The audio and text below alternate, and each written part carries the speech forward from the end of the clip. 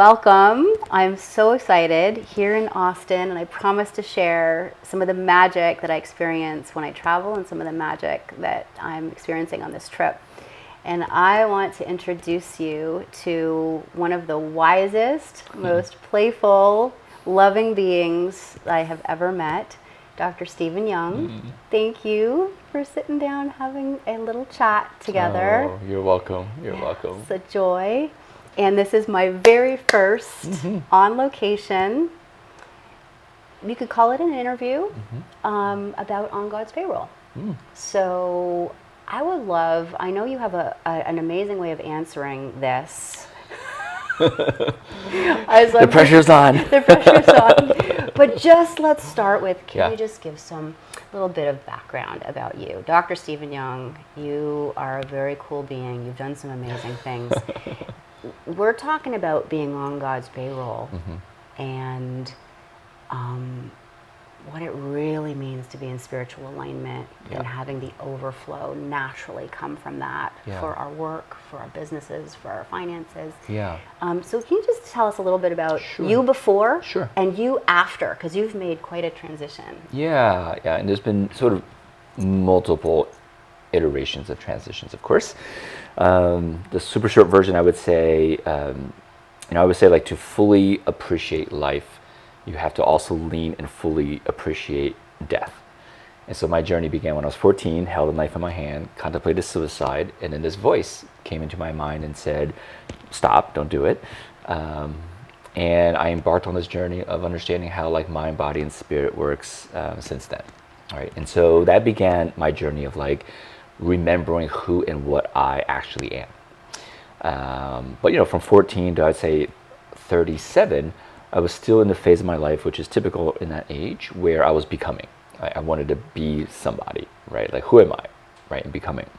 And really, the last maybe 7 years, I'm in the phase of my life where it's about unbecoming, stripping away all the identities that I built to know who I am, to realize that my wants and desires mean nothing compared to being an empty vessel for God. And so, someone just asked me 2 days ago, we were doing a catch-up conversation, and they were like, oh, what's been going on? And I really reflected, and I was like, wow, last year I let go of all of my business, all the things I wanted to build. And I just served the Pachmam Alliance volunteer, non-paid, right? Just like serving. And literally my life became like 1,000,000 times more magical, right? And so that was sort of a great example of like literally being on God's payroll, and even though you're not in a traditional sense getting some type of financial return, but the return is beyond that, beyond. Yes, amen. In terms of traditional understanding of business, what you used to do and what you do now when you contribute to businesses, and you were a doctor and you're still very much into health and wellness.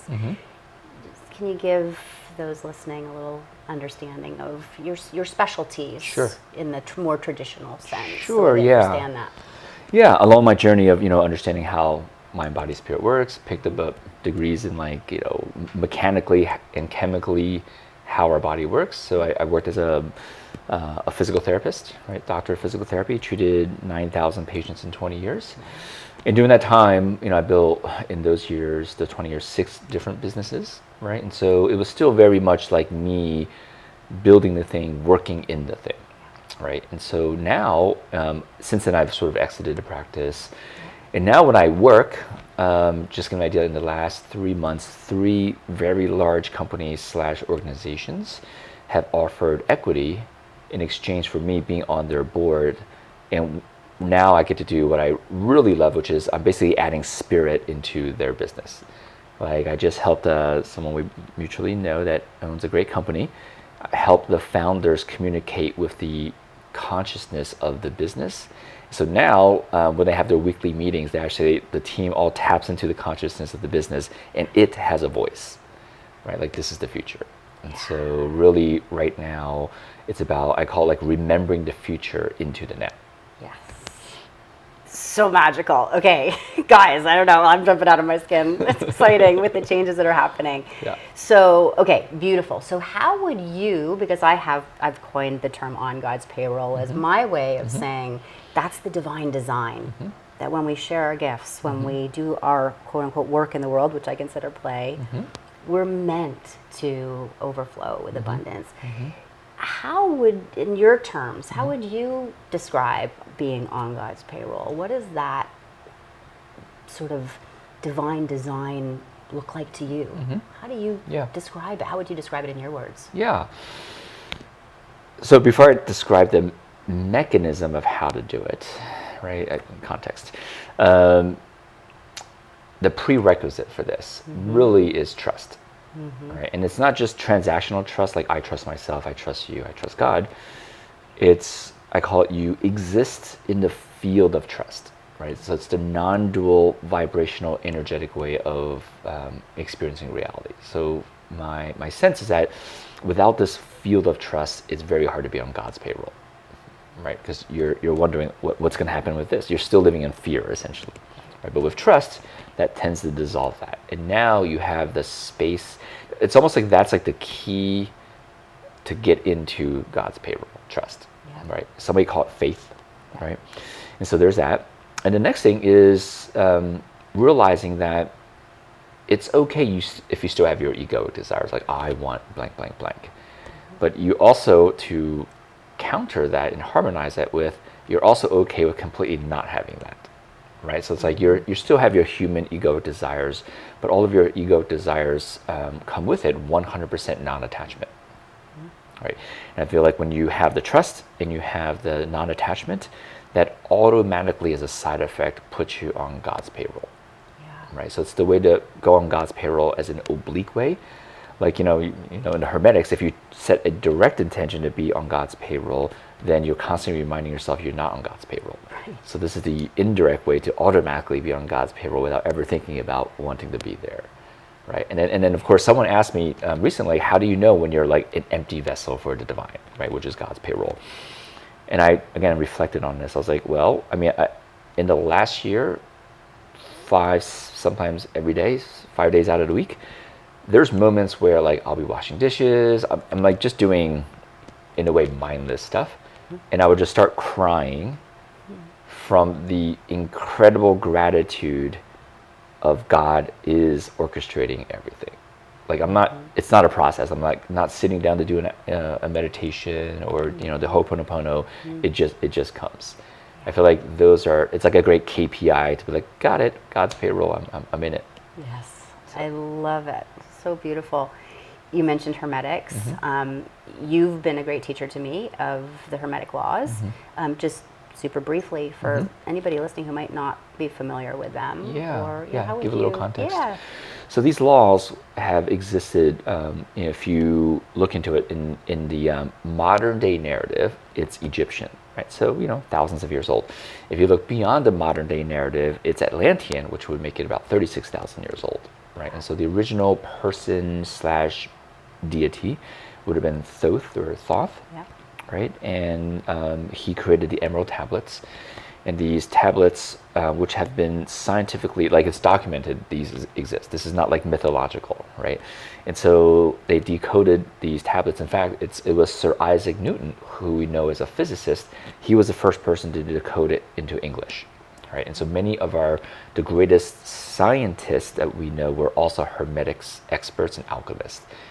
They just had to hide it because if they publicly stated that, the church would have killed them, right? And so the 7 principles that were derived from these emerald tablets, the way I would describe it is if life was a board game, let's say Monopoly, these 7 principles are the rules of Monopoly, right? They teach you how to navigate reality, right?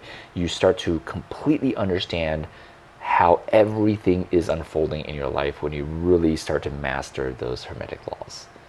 Right? Because you're understanding, it's almost like you're accessing the source code, the behind the scenes code of the game, versus just being in the game, constantly reacting and responding.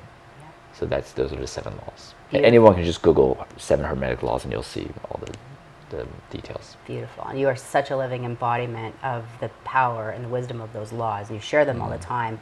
And that's one of the main things I associate with you is you reminding me I am the player of the game and I'm also the coder of the game.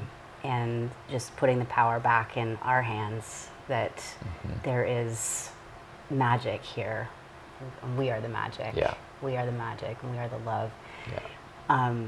So I'm so grateful to you for your passion, your embodiment of the demonstration of the laws and the messages that you share.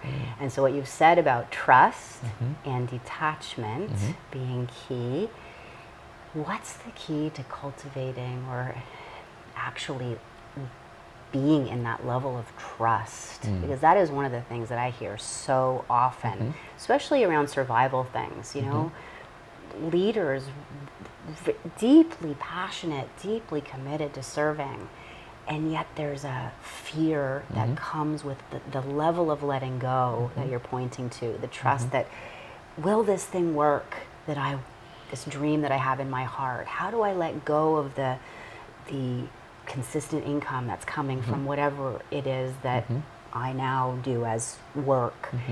What's the opportunity? What's the insight that you would offer? Well, I can share how I've done it, right? Exactly. And I always remind people, whenever I'm on a podcast interview or I write something or make a video, everything is just my opinion, right? Not law. Yeah. And so how I've stumbled upon this field of existence of trust, you know, if there was a recipe, I would say definitely the Ho'oponopono, right? The I love you, I'm sorry, please forgive me, thank you. But the key is it's I love you, God, or source, or spirit, or universe, whatever term you want to use. And the second line is the key. The second line is, I'm sorry I have not recognized your love and divine orchestration in every moment of my life, right? Because what you're really saying in that moment is, oh God, you've been driving every moment, not me. And so that automatically, as a byproduct, lets you be okay with not holding the steering wheel, right? Because I was given this image, it's hilarious, like we sit on God's lap and God's holding the actual steering wheel that's driving, and we have like the toy steering wheel like you would give a kid, so they think they're driving, and we're like, oh yeah, we're totally driving, but we're totally not driving, right? So that was given that image. And so the Ho'oponopono is kind of like that. It's like, oh, thank you for driving, right? And for holding me like on your lap the whole time. Yeah. So there's that.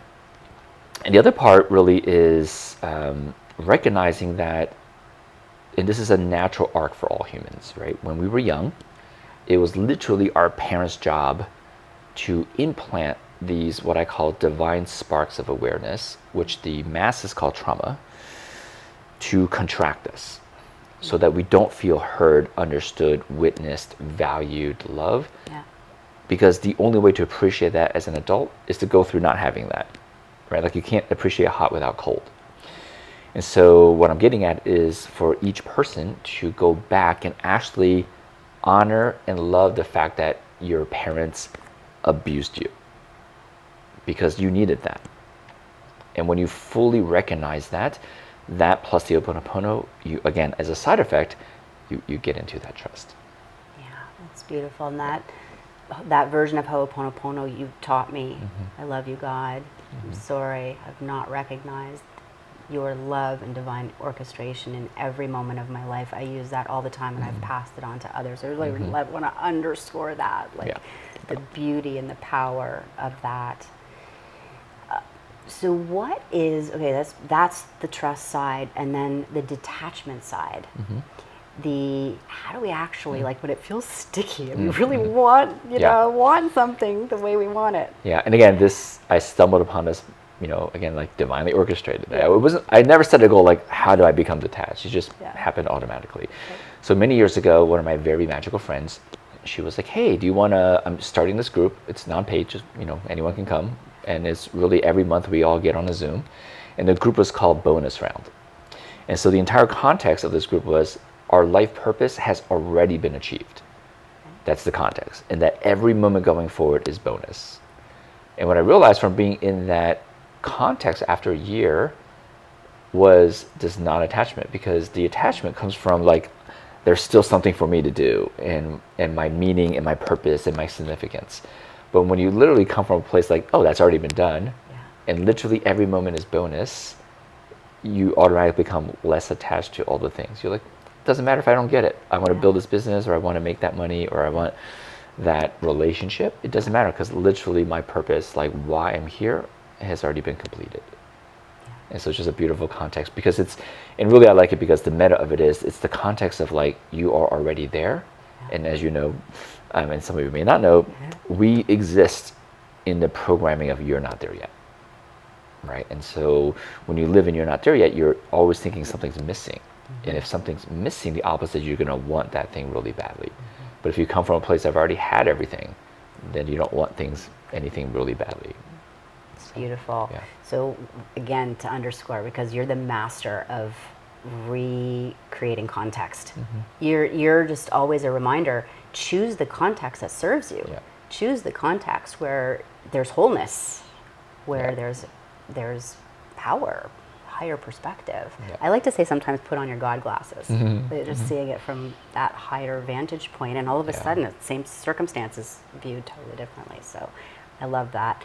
So, okay, so one other question about this relationship between spiritual alignment first, everything else, seek ye first the kingdom, all else is added unto you. How would you describe the mechanics of the universe in that sense, the mechanics of life, the mechanics of God in that sense, that choose God first, your needs will be met when there's a lot of fear around needs being met, and we have so much old context around that. Yeah. So I have two daughters. They're 13 and 17, and ever since they started talking, I implanted context into their brains. I've been brainwashing them. And if you're watching this, girls, sorry. So I would say, what do we really need? Right? And they would answer. And what we discerned, when they were like 3 or 4 years old, what we really need is we need to eat, pee, poop, sleep. Everything else is bonus. And so when you really realize those are the only really 4 needs, right, for us to actually still be on this planet, and everything else is bonus, you start to let go of like my needs, and you start to realize they're not needs, they're desires. Right? And then you go, and if you inquire, where do the desires come from? Society programming. Right? Because everything you ever have thought of that makes you happy has been from an external source. Unless, if anyone's watching or listening, you grew up in a cave and you just meditated and you had no TV, maybe it came from internal. But other than that, for most Westerners, it was all programmed. Like literally, they're called programs, like television programs. We've been programmed to want certain things, to think that this makes me happy, this makes me fulfilled. The language was never, I choose to be happy and I choose to be fulfilled.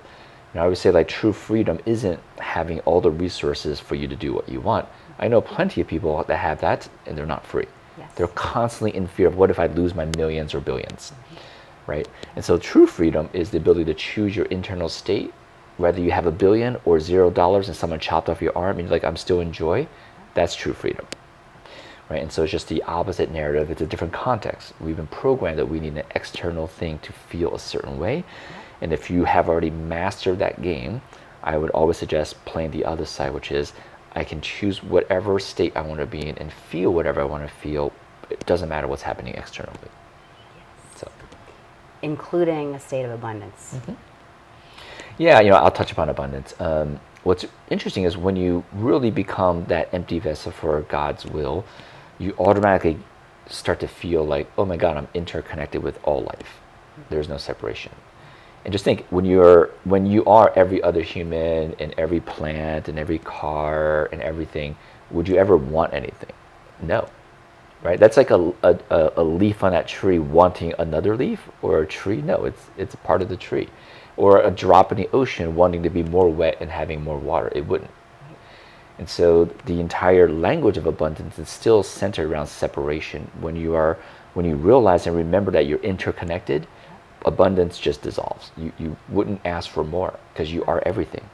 You can't have, if you are everything, there's no more. You're everything. Right. So, guys, so many codes transmitted here, honestly, right? Like because that's your incredible gift that I've experienced from being with you multiple times.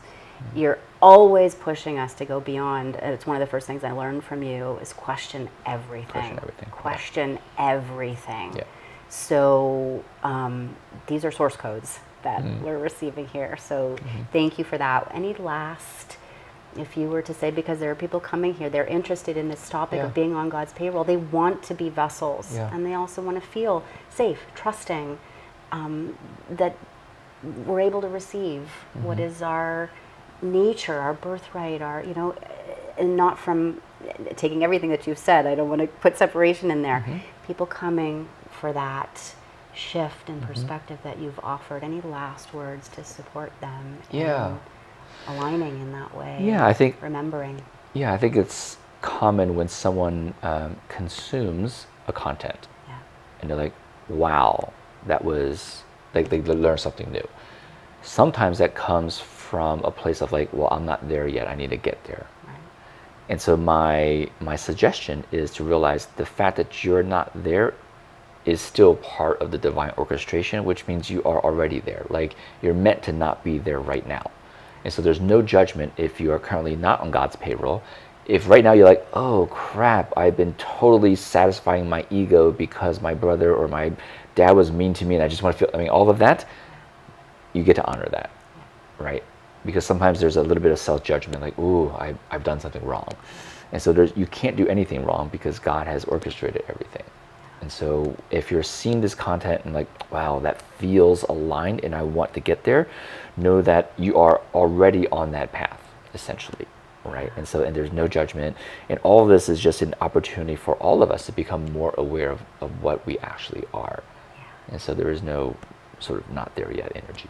I love that. Yeah. The living embodiment of unconditional love here. Thank you for that. And one last thing that I'll say that I want to thank you for, and that I imagine would be very useful for others to hear, is along those lines, one of the things that you've, with that Ho'oponopono, the way you've shared it with us, the divine orchestration is perfect.